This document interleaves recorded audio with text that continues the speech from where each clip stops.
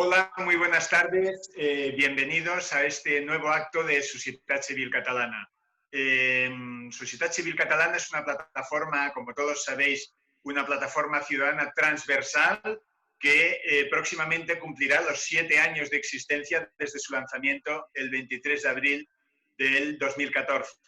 A lo largo de esta trayectoria, Sociedad Civil ha superado y sorteado diferentes situaciones importantes como el pseudo-referéndum del 9N del 2014, el 1 de octubre del 2017 y que eso implicó una declaración unilateral de independencia, si recordáis, de 8 segundos y una posterior más larga que se aplicó en 155. Bien, Sociedad Civil Catalana en aquellos momentos tuvo un papel trascendente, fue el organizador de las dos grandes manifestaciones en octubre, el 8 de octubre y el 29 de octubre de 2017, y a partir de aquel momento nosotros consideramos que sin nosotros, sin los catalanes constitucionalistas, no hay solución. Eso creemos que ha quedado claro. Es necesaria nuestra participación para la solución. A lo largo de nuestra existencia hemos organizado centenares de actividades y de actos con las agrupaciones sectoriales y territoriales, y una de ellas ha sido la presentación de libros de interés de autores con prestigio, como es el caso de hoy. Durante 2020 hemos tenido que adaptarnos a la nueva situación del COVID-19, organizando multitud de actos a través de Zoom, webinars, streaming, con gran impacto en las redes sociales. Hoy tenemos el honor de contar con nosotros con el profesor Juan Torres López. Él es catedrático de Economía Aplicada de la Universidad de Sevilla. Y una cosa a resaltar, aparte de lo que el moderador resaltará más adelante, es que pertenece a una entidad llamada ATAC España, que es una organización que pide más tasas entre las transacciones internacionales. El libro que nos presenta es una recopilación de artículos que escribió durante el confinamiento. Le ha sacado provecho el profesor, aparte de las reflexiones previas, es un análisis sobre los efectos en la economía debido a la pandemia y el confinamiento y la repercusión que ha tenido en la economía. Sin olvidar las condiciones previas de las que se consideraba ya una crisis económica en ciernes. Pero para hablar de ello y en profundidad contamos con nuestro compañero Jordi Patau, que es economista. Él fue vocal de la Junta de Sociedad Civil Catalana y responsable de su sectorial de Economía y Empresa en el año 2019. Jordi moderará el acto y preguntará en profundidad a Juan Torres sobre su libro. Yo simplemente dejo una pregunta. Me gustaría preguntarle al profesor Juan Torres, en el momento que considere Jordi, que cómo valora él, debido a sus análisis tanto económicos como políticos, cómo valora la situación actual respecto a la gran crispación política y si cree que si hubiera cuajado un gobierno de centro-izquierda con un centro liberal de 180 diputados, si cree que hubiera sido todo más fácil actualmente. Bien, muchas gracias. Juan Torres, de verdad muy agradecido por su participación, nos sonará mucho. Me despido y seguiré el acto como un seguidor más de la audiencia. Muy buenas tardes. Hasta luego. Doy ya paso a Jordi Patau. Muy buenas tardes. Bueno, muchas gracias, Alex. Buenas tardes a todos. Bueno, mi rol es muy sencillo. Yo haré una brevísima presentación del profesor y quería hacer solo un par de comentarios del libro que nos ha traído hoy a todos aquí, ¿no? Yo simplemente, aunque el profesor Torres ya se ha dicho todo, que es miembro del Consejo Científico de ATAC, miembro de la Fundación Centro de Estudios Políticos y Sociales, y es uno, por lo que he visto, es uno de los artífices del documento marco del programa económico de Podemos. Es un autor de muchos libros, manuales de economía política, introducción a la economía, manual de economía de empresa y entre tantos otros, comunicación de masas, desigualdad y crisis económica, reparto de la tarta, neoliberalismo, o sea que tiene una amplísima publicación, ¿no? Yo solo quería, digamos, comentar un par de cosas que me han sugerido a partir de la lectura del libro. que es un libro que, como explicaba Alex, es un recopilatorio de artículos que el profesor escribió durante el estado de alarma, del primer estado de alarma, no este segundo, sino el primero, o sea, de marzo a junio. Y bueno, la verdad que es un buen repaso porque ha servido para recordar cosas, ¿no?, que ocurrieron entonces, que ahora nos parecen muy lejanas, ¿no? Estos meses han sido como muy intensos y parece que haya sido, ¿no?, hace varios años, y fue hace pocos meses. Y bueno, ha sido muy interesante de leer para revisarlo, ¿no? Yo quería comentar solo 3 cositas. Una que yo creo que en el libro se ve muy bien, que esta es una crisis diferente a las que hemos vivido, que no tiene un origen financiero ¿no?, como las otras que hemos podido pasar, que si las otras crisis eran pues un descarrilamiento de la economía, en este caso es diferente. En este caso es que todos hemos decidido sacar a la máquina de la vía, ¿no?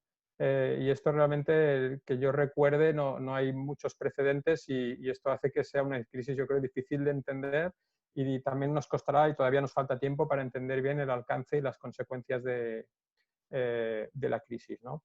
A ver, yo de la crisis simplemente diría bueno, de esta crisis, que yo creo que lo que sí tiene en común con otras es que saca, digamos, lo mejor y lo peor de la crisis, de nosotros como sociedad.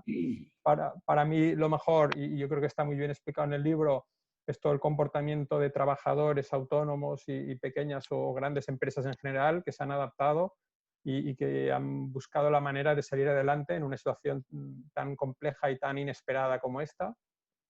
Y por último, me gusta añadir que esta crisis, al menos a mí, yo creo que nos debería servir para valorar muy bien lo afortunados que somos, ¿no?, de poder cruzar la calle y tener una tienda delante, ¿no?, perfectamente abastecida de todo tipo de productos, incluso en estas situaciones donde realmente no hemos tenido ningún problema de desabastecimiento que uno podría esperar. Quizá ha habido un poquito de falta de papel higiénico en algún momento, pero eso es todo.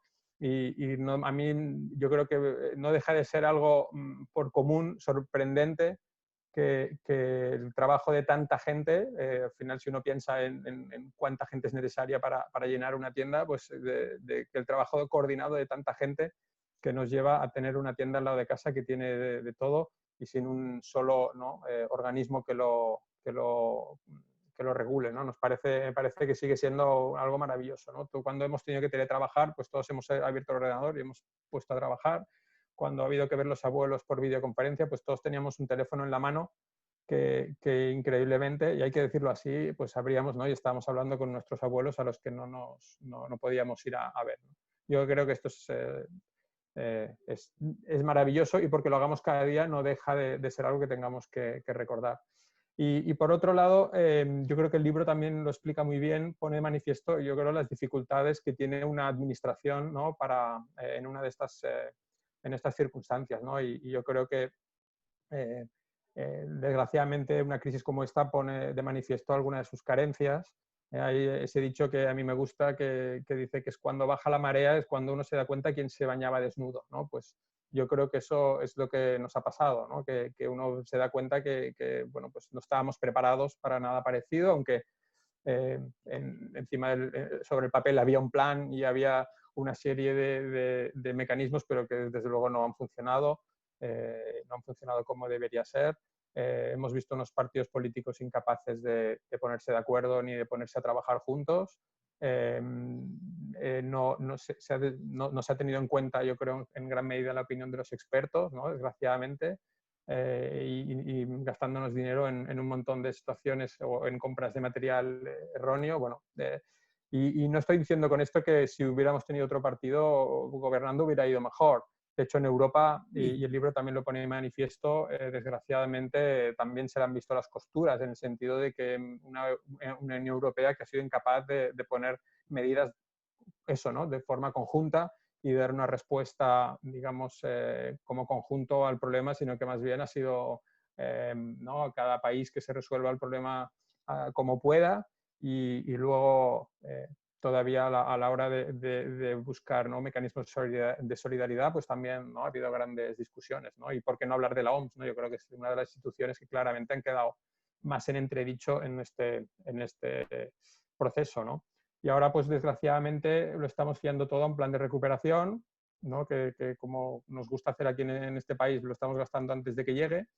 Y también recordemos que una parte de este dinero que llegará es como deuda, ¿no? Hay un artículo que me ha gustado mucho especialmente en el libro y que me ha sorprendido también porque yo creo que es un punto que se habla poco, es que la deuda pues no deja de ser algo que es un mecanismo que te puede ayudar momentáneamente, pero es que en cierto modo esclaviza, ¿no? Y que, pues hay que tener cuidado. Y bueno, pues yo si me permitís, como comentario político, digamos, diría que yo creo que es un punto muy interesante y que pocas veces lo veo comentado y discutido desde la gente de izquierdas, y me parece muy interesante, y yo creo que es un, un elemento, ¿no?, como mensaje político muy potente, y que yo creo que la izquierda podría acogerlo con mucha más fuerza, ¿no? Por lo tanto, bueno, veremos qué pasa con esta ayuda y a ver cómo lo gastan. Y yo, por último, para acabar, simplemente yo creo que esta es una crisis que nos ha empobrecido a todos como sociedad, y que yo espero que las soluciones que se apliquen pues, tengan sobre todo un criterio de justicia, ¿no? Porque es evidente que esta crisis, digamos, aunque nos ha empobrecido como conjunto, no ha empobrecido igual a todos, hay una grandísima diferencia. Que yo creo que todos estamos de acuerdo que aquellos que lo han sufrido porque, digamos, aquellos trabajadores y dueños de compañías a los que a todos les hemos pedido que cierren su negocio, pues de algún modo nos vemos con la obligación de ayudarles, de que sea así. Pero eso no significa que tengamos que ayudar ni a todas las empresas, ni que tengamos que ayudar a empresas que ya antes de la crisis, digamos, estaban en una situación difícil. Con lo cual yo espero que se aplique un criterio de justicia. Y simplemente para acabar, que yo sí que he echado de menos en todo este planteamiento y toda esta crisis, digamos, algún tipo de esfuerzo de la administración, ¿no? Yo creo que eso se ha hecho poco. Es decir, desde hemos visto, digamos, la administración desde el punto de vista sanitario ha hecho un esfuerzo enorme, pero no nos equivoquemos, hay un montón de otros ministerios que durante estos meses pues no han estado operando, y que yo creo que ahí también habría alguna oportunidad para haber hecho algún esfuerzo en línea con el esfuerzo que estaba haciendo el resto de ciudadanos. Y bueno, y sin más, yo le dejo la palabra al profesor Torres, que es al que hemos venido todos a escuchar. Muchísimas gracias, profesor, y gracias a todos. Muy buenas tardes. Muchas gracias por la invitación. Es un placer compartir el tiempo con ustedes. Déjenme, antes que nada, que haga un par de matizaciones simplemente por información. Hace tiempo que no formo parte del Consejo Científico de ATAC, y tampoco formo parte de la Fundación de Estudios Políticos y Sociales. Entre otras cosas, no podría formar parte porque creo que lleva ya varios años disuelta. Pero vamos, no tiene mayor importancia. Bueno, yo no sé bien si vamos a tener un diálogo, si les parece que vamos a ir preguntando, ¿no? O sea que quizás, si quieren, hago una pequeña introducción y luego charlamos, ¿no? Yo había pensado esto, si le parece, hacer una pequeña introducción y luego ya vamos a ir viendo las preguntas aquí y vale, muy bien. Podemos ir comentando. Sí. Bueno, pues como se ha dicho, esto es un libro que es el resultado de las reflexiones que fui haciendo en esa primera oleada y en ese primer estado de alarma. Como todos, pues preocupado y siguiendo una situación pues que era muy difícil, ¿no? Hemos y estamos viviendo una crisis económica y una crisis social y una emergencia sanitaria de carácter absolutamente inusual. O sea, esto es, aunque pueda parecer un poquito exagerado, es como solemos decir en Andalucía, pues esto es lo nunca visto, ¿no?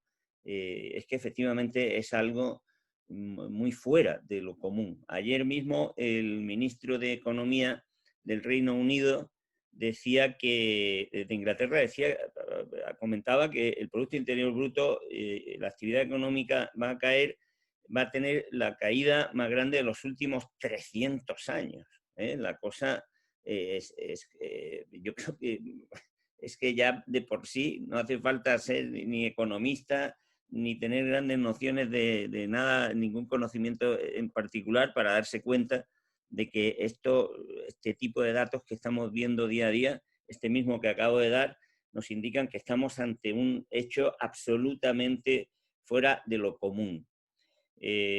Por lo tanto, es algo que hay que analizar como lo que es, como algo excepcional, extraordinario, y que como todo lo extraordinario y excepcional es obligado que requiera medidas excepcionales y extraordinarias. Es normal que eso ocurra. Pero también es importante señalar, creo yo, que el hecho de que lo que estamos viviendo sea extraordinario, excepcional, lo nunca visto, no quiere decir que haya sido imprevisto. Y eso yo creo que es algo muy importante a tener en cuenta. Porque diversos informes, investigaciones, incluso en Estados Unidos hubo en los últimos años varios simulacros de pandemias como la que hemos vivido. De tal forma que había razones y mucha información como para que los estados hubieran tenido la precaución de haber previsto algo como esto. Y eso yo creo que es algo que nos debería llamar de entrada la atención y nos debería hacer saltar la alarma. Porque lo mismo que hemos hecho inversiones multimillonarias en los últimos decenios y durante muchísimos, a lo largo de la historia, pues para prevenir cualquier tipo de peligro militar, y tenemos un ejército y formamos parte de una alianza atlántica con presupuestos multimillonarios en previsión de cualquier peligro que fuese que obligara a una respuesta militar, pues prácticamente se puede decir que los estados, no solamente España, han estado sin escudo protector, sin previsión suficiente, desde luego, no diré que nula, pero desde luego claramente insuficiente ante una situación como la que se ha producido. Y no solamente en España, sino que yo me atrevería a decir que en todos los países del mundo hemos podido comprobar que se ha hecho frente a lo que ha venido ocurriendo con una extraordinaria imprevisión. Hace muy poco tiempo, unos pocos años, en Francia la ministra de Sanidad anunció la compra de unos millones de mascarillas y se le echó encima el Parlamento. Toda la oposición se le echó encima. No hace falta recordar ni siquiera de qué partido era, porque posiblemente hubiera ocurrido exactamente lo mismo fuera del partido que fuera. Lo cierto fue que toda la oposición le dijo que eso era tirar el dinero y que para qué querían comprar unos cuantos millones de mascarillas. Luego ha llegado esto y no había mascarillas. O sea que, por una parte, una situación extraordinaria, una situación de gran emergencia que requiere medidas extraordinarias, aunque podía haberse previsto lo que iba a pasar. Y que para colmo, como antes se ha comentado, pues que se ha producido en un contexto de clarísima desaceleración, porque ya en los últimos meses del año pasado Alemania estaba prácticamente en recesión. China estaba teniendo el crecimiento más lento de los últimos 30 años, o sea que había conflictos comerciales, ¿no? Claro, no es igual que le dé un infarto a una persona perfectamente sana que a una persona que tiene un problema ya digamos, crónico, ¿no? Entonces, eso también ha influido. Como ha influido el hecho de que las respuestas que se le dieron particularmente al sistema financiero en la anterior y muy próxima crisis económica, pues han sido también claramente insuficientes. Y tenemos a una banca internacional en una situación muy cercana a la insolvencia generalizada, ¿no? O sea, una situación muy difícil, inusual, y que además el único remedio que admitía era el distanciamiento y el evitar el contacto social, y que cuando eso se hizo agudo, pues obligó a todos los países del mundo prácticamente sin excepción, por lo tanto no se puede decir, es que aquí hubo que hacer, en uno se llegó antes, en otro después, pero prácticamente todos los países pues hubo que afrontar esta pandemia con medidas de restricción de la actividad, de distanciamiento y en algún caso ya más extremo con confinamiento. Es decir, hubo que echar las ventanas, hubo que cerrar la actividad económica en una gran parte de los sectores económicos, sobre todo en aquellos que implican acercamiento, lo que podríamos llamar consumo social, que son muy importantes, que son muchos servicios que hoy día en nuestras economías todo el mundo sabe que son muy abundantes y que implican un movimiento de actividad muy grande. En algunos países como el nuestro, mucho más, porque tenemos una gran dependencia, un gran protagonismo, por ejemplo, el turismo, y por lo tanto pues se vio mucho más afectado. Pero en general fueron todos los países en los que si se decreta que hay que cerrar los negocios, pues obviamente la economía se viene abajo. Y ante eso se puede matizar la manera de actuar, pero lo cierto es que no cabe otra solución para evitar el colapso y el cierre tremendo de la vida empresarial y por lo tanto de la creación de ingresos y de la vida económica, que el sostener, digámoslo, yo decía en aquel tiempo, congelar la actividad.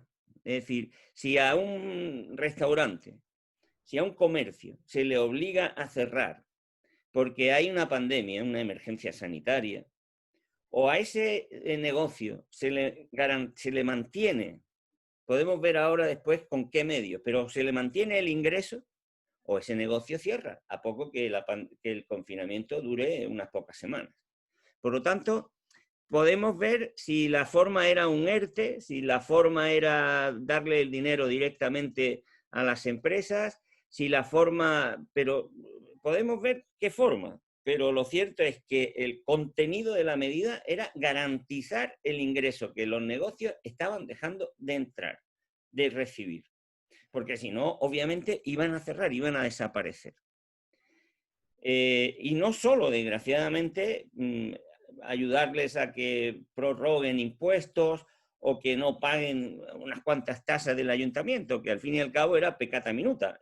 El peso básico de los costes de las empresas cuando no están obteniendo ingresos suelen ser los costes laborales. O sea que, dicho en Román Paladino, lo que había que hacer era prorrogar impuestos, es decir, evitar que tuvieran que hacer pagos cuando no están obteniendo ingresos y, de alguna manera, sostenerle las cargas salariales para que no tuvieran que cerrar.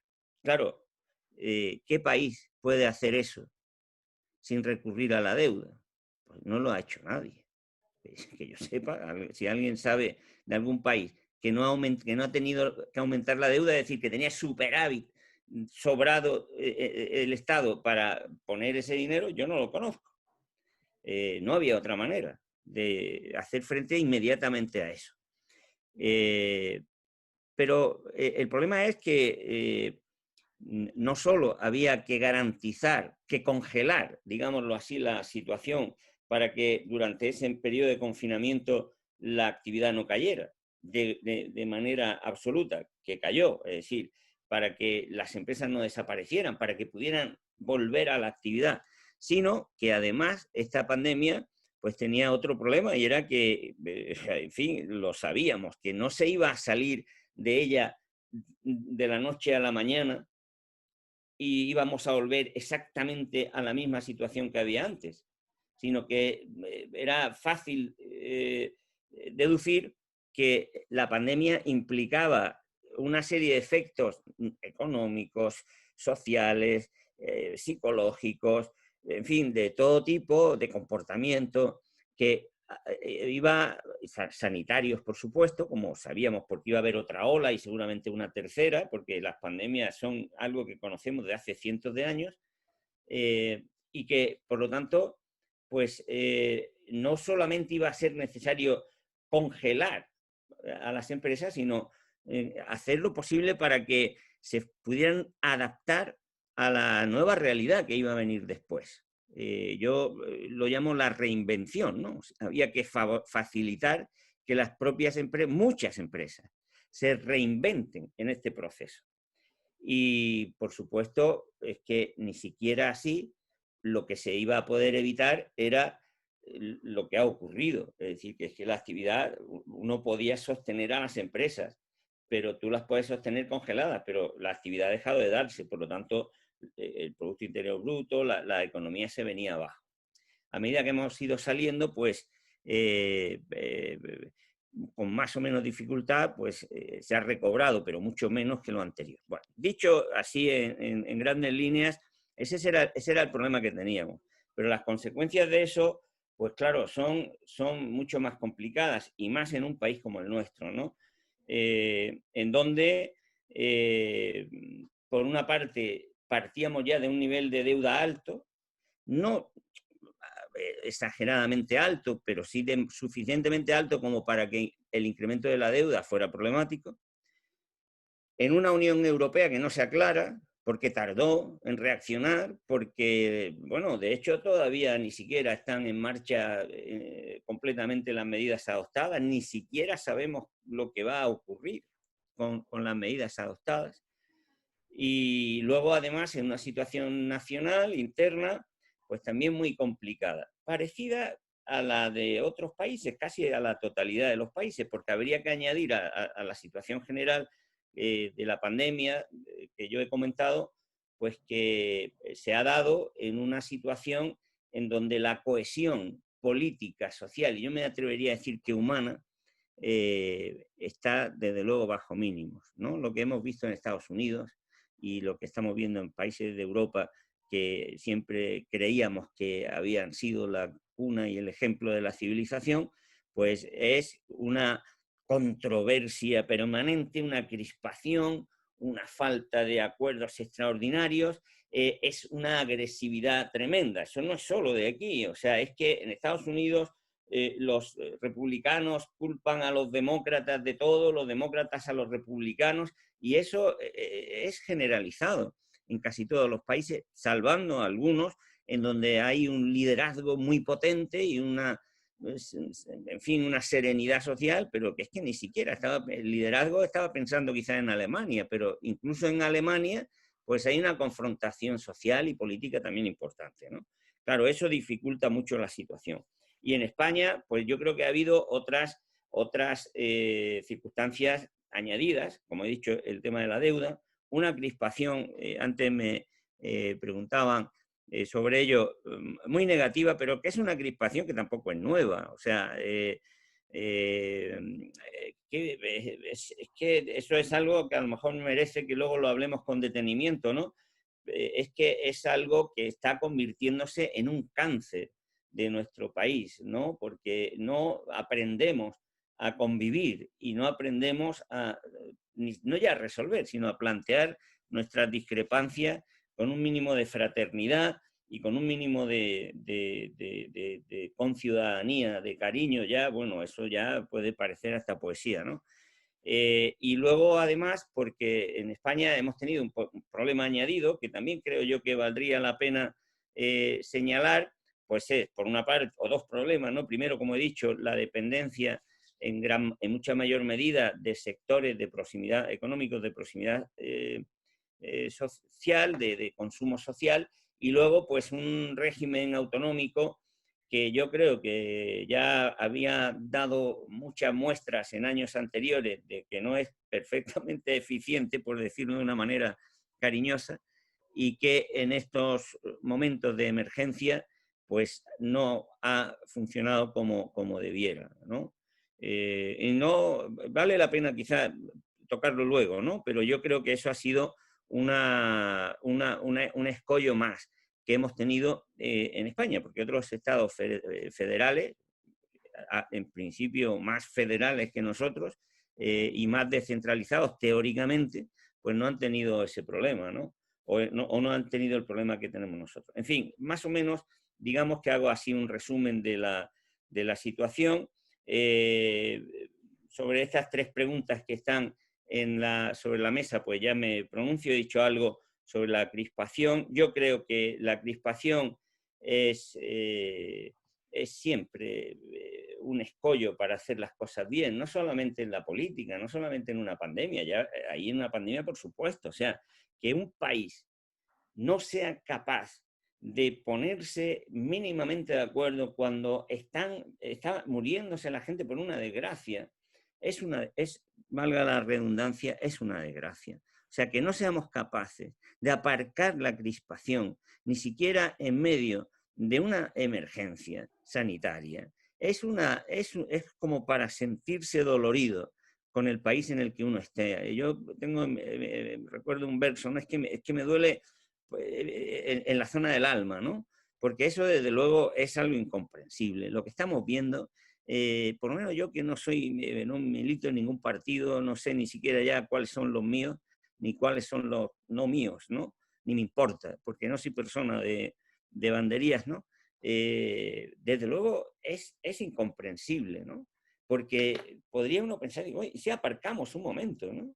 Y si aparcamos y luego ya cuando salgamos de esto volvemos al noble arte de matarnos entre nosotros, ¿no? Pero por lo menos en medio de una emergencia que están nuestros abuelos, nuestros padres, en fin, ¿no?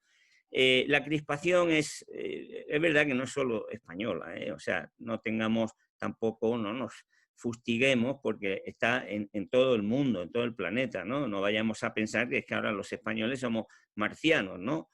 Pero bueno, nuestra obligación es afrontarla como lo que es. Yo no creo que la crispación hubiera sido menor si hubiera habido un gobierno de centro-izquierda, entre otras cosas porque yo creo que la radicalidad hoy día en los gobiernos puede ser verbal, pero ningún gobierno puede adoptar medidas que no estén en las leyes. Por lo tanto, es que a mí una cosa que me sorprende es que haya gente que que se atemorice porque un gobierno pueda hacer algo que esté fuera, pero si tenemos normas, si tenemos tribunales, precisamente vivimos en un Estado de Derecho, mal que bien, pues, en fin, podemos hablar de todas las fatigas que hay, de las vías de escape, pero en ningún gobierno podría salirse de la ley, y si se sale de la ley están los tribunales, ¿no?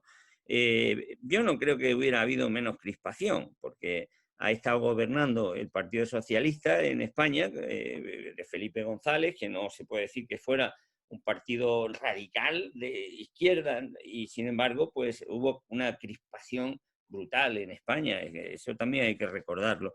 Yo creo que la crispación es el resultado de nuestra historia y de que no terminamos de comportarnos como seres humanos, en fin, mínimamente amables, ¿no? En segundo lugar, el tema de la deuda. Bueno, es que la deuda es una esclavitud, es que eso lo sabemos desde que la deuda existe, ¿no? Quien debe a alguien, en cierta medida está esclavizado, depende de ese alguien, ¿no? Y sobre todo cuando la deuda es el resultado de un sistema de privilegio. Porque hoy día la deuda que recae sobre las empresas y sobre millones de empresas que están viviendo en España y en todo el mundo para pagar deuda. O sea que el euro de beneficio que tiene lo tiene que dedicar a pagar deuda que no a disminuir. Así que, ¿qué economía puede salir adelante? Y eso está siendo el resultado de una esclavitud, o sea, que es de la esclavitud que implica el privilegio que tiene la banca privada de crear dinero de la nada. Porque el Estado español, la deuda pública de España, el incremento de deuda pública en España que ha habido desde el año 95 hasta aquí, casi el 65% responde a intereses.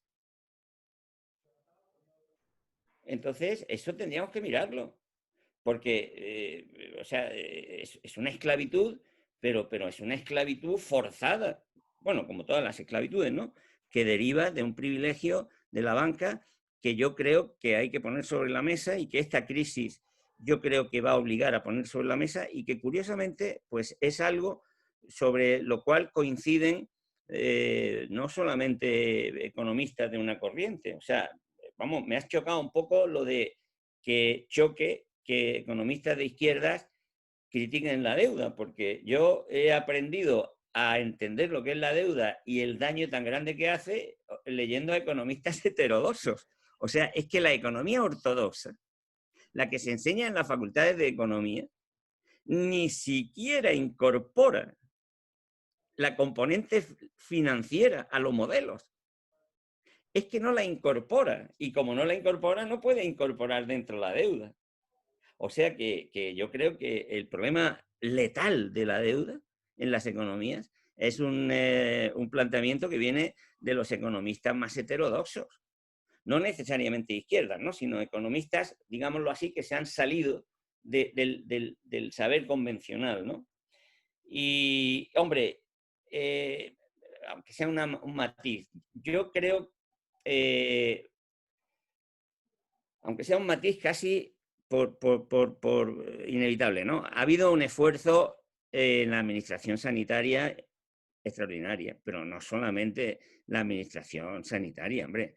Las fuerzas de seguridad no descansan.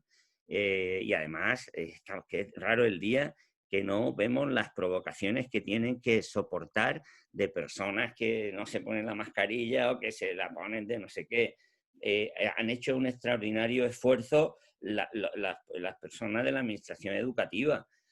Yo tengo la garganta, yo no me puedo poner de ejemplo de nada, pero yo que doy pocas clases por internet en comparación con un maestro, o sea, yo tengo la garganta, o con un profesor de instituto, me ha salido un nódulo desde marzo aquí.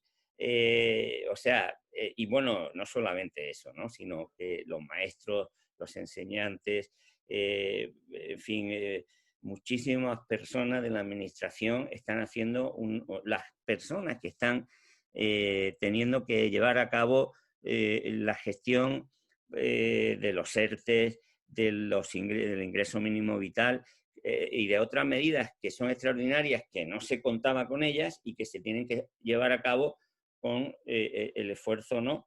O sea, yo creo que se ha hecho, los empleados públicos, habrá de todo, pero, hombre, yo creo que están haciendo un esfuerzo, podrían hacer algunos más y otros menos, pero yo creo que en general el pueblo español, la gente normal y corriente, está actuando con cierta ejemplaridad, y el problema yo creo que proviene de que hemos convertido la vida política en una práctica muy poco ejemplar y muy distinta de lo que es la vida de la gente corriente. Y desgraciadamente el problema es que la política, pues, como la cultura que vemos en la televisión, etcétera, pues crea hábitos, ¿no? Y hace que gentes que convivían bien, pues estén conviviendo ahora peor, ¿no? Entonces, pero bueno, era eso por matizar. Yo creo que sí que ha habido un esfuerzo en la administración pública, una administración pública pues con muchos problemas, lógicamente, ¿no?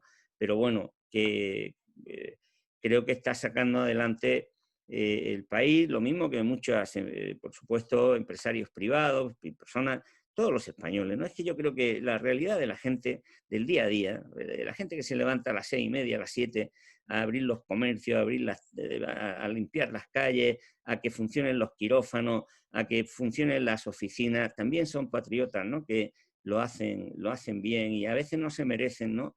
Que haya una crítica tan generalizada y yo creo que poco justa, ¿no? Muy bien, profesor. Tomo el comentario. No, gracias. Muy bien, pues muchísimas gracias. Si le parece, yo tengo algunas preguntas que han ido poniendo por aquí algunos de los participantes, por enlazar quizá con alguno de sus últimos comentarios. Hablando de la deuda, nos preguntan por aquí si esta deuda habrá que pagarla algún día o usted cree que vamos a un escenario donde habrá que hacer algún tipo de quita, porque es verdad que lo que no se puede es ir aumentando la deuda, ¿no? De forma perenne, ¿no? ¿Cómo? Yo lo que sé, es que en estos momentos, si se quisiera pagar la deuda que hay en el mundo, no se podría pagar, porque es varias veces el dinero que hay. También sé que ni una sola crisis de deuda que ha habido a lo largo de la historia se ha resuelto pagando la deuda. O han sido necesarias las quitas o las reestructuraciones de algún tipo. Y yo creo que eso va a ser obligado planteárselo, ¿no? Porque además es que no tienes, es que lo que está pasando, podemos hablar de eso un momento, es que lo que no hay derecho es a que, yo no sé si alguno de ustedes tiene una empresa, pero seguro que quizás de los que nos estén oyendo, seguro que hay, ¿no? Puede contar qué experiencia tiene con la financiación que le están dando los bancos en esta situación de emergencia. O sea, el Banco Central le da el dinero a la banca al 0% prácticamente, con todas las facilidades, porque no solamente le da dinero al 0%, sino que le da facilidades de capital, contables, de todo. Y cuando va un pequeño empresario, un empresario mediano, grande o un trabajador autónomo al banco a negociar una ayuda, un crédito, porque ha tenido que cerrar durante unas semanas o durante unos meses su negocio porque hay una emergencia sanitaria, que ni siquiera es porque lleve mal el negocio, sino porque es que ha habido una emergencia sanitaria que le obliga a cerrar. Lo que hace el banco es aprovecharle la situación y empezar a ver los créditos que tenía y darle la vuelta a cualquiera que nos cuente sus testimonios. Entonces, eso no puede ser. Yo escribía hace unos días que el crédito es como la sangre, es como la savia de una economía. Porque hay inversiones o hay situaciones extraordinarias que no se pueden financiar con el dinero del día de hoy. Por lo tanto, si una economía no tiene fuentes de crédito, no va a funcionar bien. Y yo digo algo que a veces se malinterpreta. Cuando se quiere malinterpretar, si yo digo ahora que ya casi de noche, se puede malinterpretar. Pero yo digo que el crédito debe ser un servicio público esencial, porque lo necesita la economía. Es imprescindible que fluya el crédito, que aseguremos que el crédito fluya. Eso no quiere decir que el crédito sea gratis o que el crédito se lo den a cualquiera, obviamente, ¿no? O sea, que es lo que cuando yo digo eso me lo dicen, entonces tú lo que quieres es que le den un crédito a cualquiera que vaya a un banco. No, eso no es. Yo lo que digo es que un banco, público o privado, me da igual, debería ser una entidad de servicio público y, por lo tanto, estar obligada a garantizar que la financiación que requiere un negocio para salir adelante, bajo las condiciones que se establezcan de solvencia, de buena gestión, etcétera, pueda disponerse de ella. Entonces, la banca está hoy día creando un problemón añadido al problema que tenían empresas que han tenido que cerrar, ¿no? Entonces, yo creo que eso va a hacer que la deuda efectivamente se multiplique. Antes o después va a haber que ponerse sobre la mesa, sentarse y ver qué se hace con esto. Porque no es solo España, no es solo España. ¿Qué dijo Merkel cuando empezó todo esto? Gastaremos lo que haga falta y luego haremos las cuentas. Es que no se puede actuar de otra manera. ¿Y cómo va a salir Alemania? Pues con mucha más deuda. Entonces, yo creo que eso va a haber que plantearlo, porque una vez que salgamos de aquí, en un año, año y medio, 2 años, que se recupere la situación y las economías hayan pasado del 100 al 160, al 150, al 140, me da igual, de deuda, y los mercados aprieten para pagar la deuda, pues entonces eso va a ser peor que 3 pandemias juntas. Eso va a ser obligado. Y además hay fórmulas. Y la vergüenza y el desastre y el comportamiento históricamente irresponsable de Europa es que no haya hecho frente a la situación en la que estamos de otra manera que no haya sido la de favorecer el privilegio de la banca privada. Porque tenemos un banco central que podía haber dicho, oiga, estamos en una situación de emergencia. Esto no es que los gobiernos, o sea, me siento con los gobiernos y digo, a ver, ¿qué es exactamente lo que hay que financiar? No lo que a ti te parezca. Ahora, porque ahora vamos a empezar a gastar. No, vamos a ver a qué obliga una emergencia sanitaria. Y el Banco Central puede financiar eso con deuda perpetua, por ejemplo. O de mil formas. Hay muchas formas para que eso se pueda financiar de una manera que no hipoteque la actividad de los negocios en el momento en que salgamos de la pandemia. Y lo que se ha hecho ha sido todo lo contrario. Echar más carga innecesaria sobre las empresas, no solo de los estados, porque yo creo que ya estaba ocurriendo. Los estados estaban bajando niveles de deuda, más o menos estaban contenidos, pero la deuda privada se está disparando. Y vamos a salir de aquí quizá con más deuda privada todavía que pública. Así que yo creo que esto es imposible, que se pueda pagar, digamos, dejándola que se incremente. Desde luego, no sé si es así a nivel de Estado. Yo no sé, la verdad que no sé cómo se arregla, porque si a nivel de un país todavía se puede hacer algo, a nivel de Estados habría que poner de acuerdo todo el mundo para, ¿no?, para cancelar deuda. No sé, yo la verdad que no me imagino cómo. También nos han preguntado antes por aquí cuál es su opinión, qué explicación puede haber a que se haya, digamos, a que hayamos reaccionado tarde y si cree que en España especialmente se hubiera tenido que hacer algo antes del 14 de marzo o si se podría haber actuado antes. O sea, casi, prácticamente todos los países han reaccionado tarde. O sea, es que, insisto, que tenemos que ser autocríticos. Yo creo que soy una persona que me caracterizo porque no me callo la crítica a nadie, ¿no? O sea, que yo, quien me lea sabe que critico al arco parlamentario, ¿no? Y soy así, porque además creo que me pagan para eso, ¿no? Pero de verdad es que una cosa es que seamos estrictos en la crítica a lo que ha ocurrido en España, pero la verdad es que eso ha pasado también en otros países. O sea, que no fue, que antes del 14 de marzo, el 7, el 6, pero sí es que en los demás países estaba ocurriendo igual.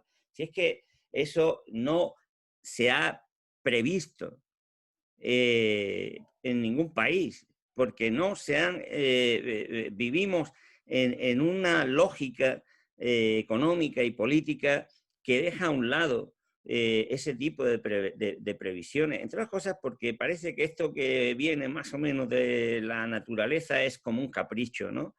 Que se podía haber actuado antes, pues seguramente, pero ¿quién actuó? ¿Quién lo sabía? Es que una vez que han pasado las cosas, cuando nos ha metido ya 7 goles a nuestro equipo, ahora todo el mundo sabe lo que había que haber hecho para que no nos metieran 7 goles, ¿no? Yo creo que ese no es el debate, ¿no? Que hubiera sido necesario, pues claro, haber actuado antes, pues claro, que hubiera sido necesario tener batallones sanitarios preparados para hacer frente a una pandemia cuando había informes internacionales que decían que iba a pasar, pues claro que sí. ¿Que teníamos que tener personal especializado? Pues claro que sí. ¿Que teníamos que tener mascarillas y respiradores? Pues claro que sí. Pero eso, hombre, tengámoslo presente y critiquemos lo que ha pasado, pero no seamos tan crudos con nosotros mismos, porque es que eso desgraciadamente ha pasado en todos los países, que ni un solo país ha afrontado esto con la holgura de decir, bueno, como voy adelantado no pasa nada, porque esto, no, es que de verdad que no ha pasado en otro país. Y las oposiciones políticas de otros países de nuestro entorno están diciéndole lo mismo a países de cualquier ideología que están gobernando. Es que cuando estás en la oposición, o sea, hemos admitido que la política se convierta en algo que no obliga a rendir cuentas. Y como no se rinde cuentas, porque no hay ni un solo político, ni un solo partido político, ni uno, desde uno hasta otro, que rinda cuentas y que tenga la obligación, cuando miente, cuando se equivoca, cuando hace declaraciones torticeras, de decir, oiga, me he equivocado, he mentido o he hecho una declaración torticera. Y no se le pide cuentas, porque da exactamente igual que un político mienta o que no mienta. Pues entonces, lo que pasa es que hemos creado una dinámica en la que sea cual sea el gobierno, si el gobierno dice que es de día, la oposición dice que es de noche. Y eso es prácticamente generalizado. Así es, así es. Bueno, profesor, no queremos abusar más de su tiempo, que sabemos que tiene un compromiso, así que si le parece bien, vamos a acabar el acto, y para clausurarlo tenemos con nosotros a Elda Mata, que es vocal de la Junta de Sociedad Civil Catalana y que clausura el acto. Muchísimas gracias, profesor. Muy bien. Ha comentado el profesor Torres, la política está como alejada de la vida de la gente corriente. Yo las intervenciones que he ido siguiendo del profesor Torres, precisamente lo que encuentro más enriquecedor es la claridad de sus exposiciones, porque utiliza datos y porque realmente tenemos la sensación de que sabe de lo que está hablando. Yo le quiero agradecer especialmente el tiempo que nos dedica cuando le pedimos que nos ayude a entender la situación, nos ayude a ver posibilidades de futuro, y que, igual que sociedad civil es una entidad muy transversal, lo que encontramos en el profesor Torres también, que sus argumentos siempre están basados en situaciones reales, en datos reales, y eso nos ayuda a comprender muchísimo mejor. Profesor Torres, espero que la próxima vez que le pidamos que nos enriquezca con sus teorías y sus argumentos, también vuelva a estar con nosotros. Muchísimas gracias. Vale, es un placer, pero déjeme que le diga que yo también argumento con mis ideas y mis preferencias. La cuestión es que yo no estoy convencido de que yo tenga la verdad.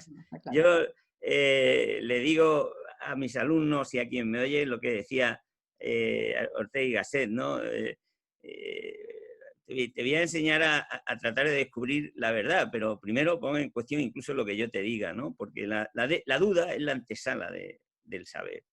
Entonces, la cuestión está en aprender a dirigirnos unos a otros con más humildad y pensando que uno puede tener una partecita de la verdad, porque incluso aunque tenga la convicción de que la tiene entera, muchas veces no es cuestión de la verdad, sino de la perspectiva, y que aunque el otro esté equivocado, no necesariamente, aunque esté materialmente equivocado, no necesariamente se convierte en nuestro enemigo, no necesariamente en nuestro adversario.